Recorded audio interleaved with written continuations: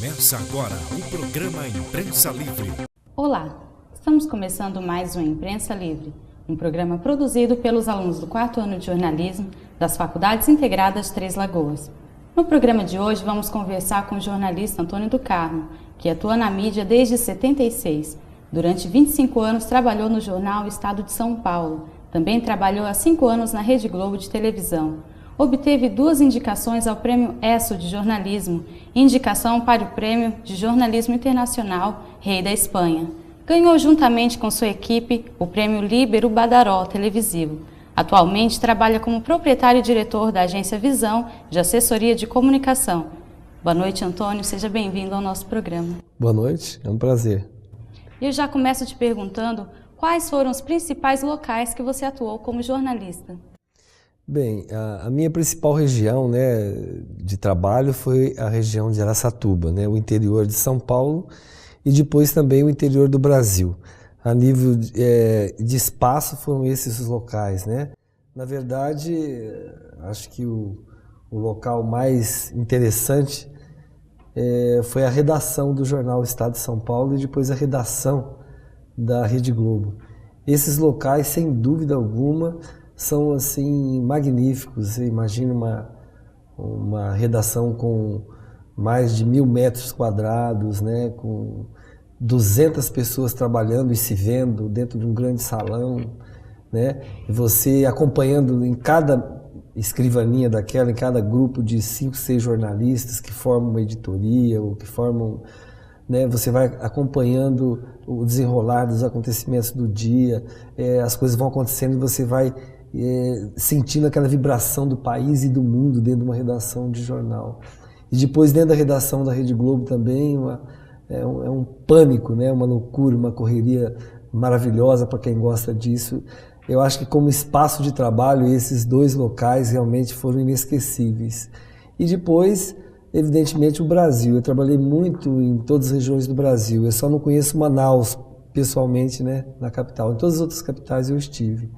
Então eu fui repórter especial do jornal, principalmente para assuntos agropecuários, e isso me fez conhecer todas as regiões do Brasil e o que se produz nesse país, Eu viajei muito e como local de trabalho eu era mais fora da redação, E você que acompanha de perto o crescimento da mídia do interior, qual é a avaliação que você faz sobre essa evolução que teve o Jornal do Interior?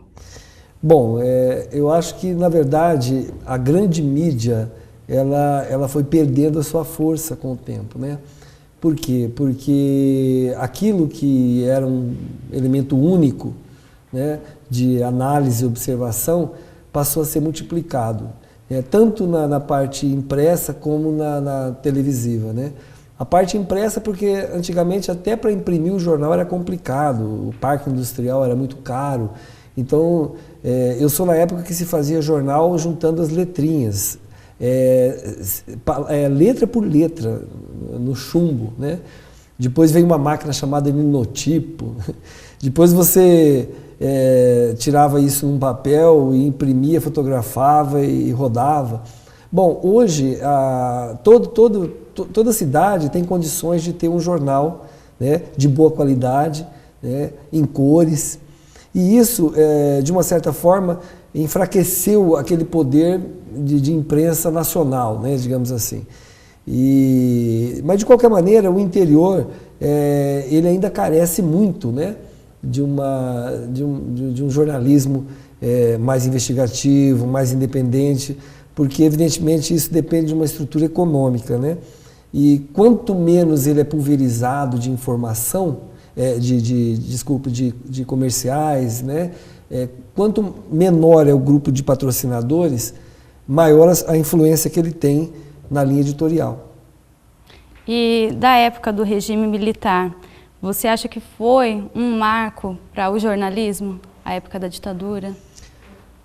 Eu acho que foi um marco importante para a imprensa, como foi para todos os outros setores, A imprensa é mais um dos setores que tiveram essa influência. E a influência maior foi a influência do desafio de enfrentar aquela estrutura repressiva, Então, diante de uma estrutura repressiva, a imprensa se posicionou durante um grande período no Brasil como um instrumento de defesa das liberdades, de defesa dos direitos humanos, né? Contra a repressão política, repressão policial, contra o abuso de autoridade. Todos esses foram características do regime militar, que começou em 64 com uma proposta apenas de intervir para expurgar, digamos assim, os piores elementos da política, mas que acabou assumindo a paternidade de conduzir o país, né? E isso fez com que a imprensa passasse a assumir posturas ideológicas, assim como o teatro fez, como a música fez.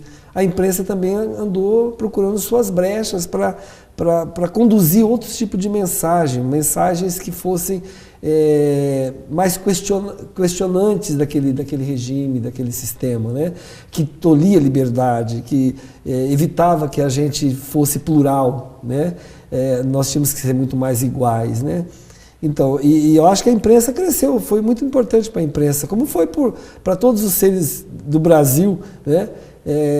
Aquele momento. Cada um cresceu da sua forma, né? Mas a imprensa, evidentemente, teve um papel importantíssimo nesse período, com toda certeza. Fala um pouquinho agora sobre os prêmios que você ganhou como jornalista. Bem, teve um muito importante que, na verdade, a gente foi indicado, né? Reconhecimento, assim, a gente teve mais em algumas matérias especiais. Teve o prêmio de Líbero Badaró, que um dos mais importantes que a gente teve.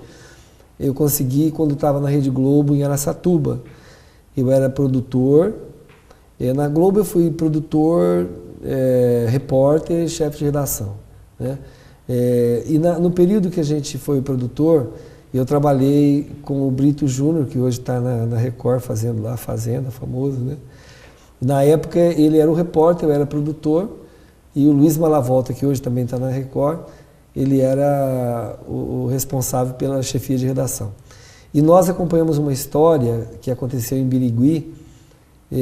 Um rapaz chamado Antônio Porfírio, ele teve um problema lá com a namorada, saiu com a namorada à noite, foi para um determinado local e lá assaltaram esse rapaz, ele e a mulher, a namorada, e a namorada foi morta. E ele foi para a delegacia prestar queixa.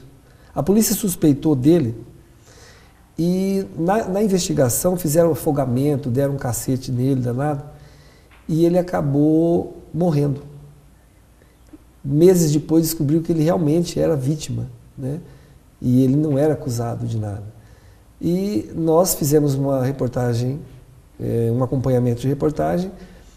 Os policiais foram punidos depois de muitos anos, levaram-se praticamente 10 anos para que os policiais fossem expulsos da polícia e julgados, mas fomos vitoriosos nisso, e o nosso jornalismo, aquele trabalho investigativo que nós fizemos, recebeu o prêmio Líbero Badaró. Depois eu tive uma indicação para Prêmio ESSO, várias indicações para Prêmio ESSO, mas teve uma que realmente foi muito interessante, foi o Passeio do Álcool.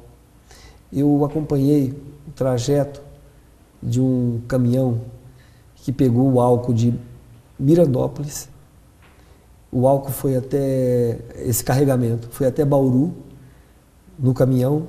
De Bauru foi para um trem. Do trem foi até Paulínia, descarregou num reservatório. Depois de descarregar nesse reservatório, passou por um caminhão novamente. Aí esse caminhão foi para Campo Grande e eu persegui nesse caminhão, né? Bom, depois de uma semana, esse combustível chegou em Três Lagoas, distante apenas 40, 50 quilômetros do local de origem. Para fazer isso, ele deu uma volta de mais de 2.000 quilômetros. Então, essa matéria denunciou um esquema que existia e ainda tem, de uma certa forma, de se ganhar com o passeio do combustível. Curiosamente, também naquele período a gente descobriu que essas empresas pertenciam aos militares, que participaram do regime da Revolução, inclusive, né? E eles eram donos dessas transportadoras. O Collor de Mello, que era o presidente na época que eu fiz essa matéria, tomou a medida, por causa da reportagem, de acabar com o monopólio e criar as primeiras licitações para o transporte do combustível no Brasil.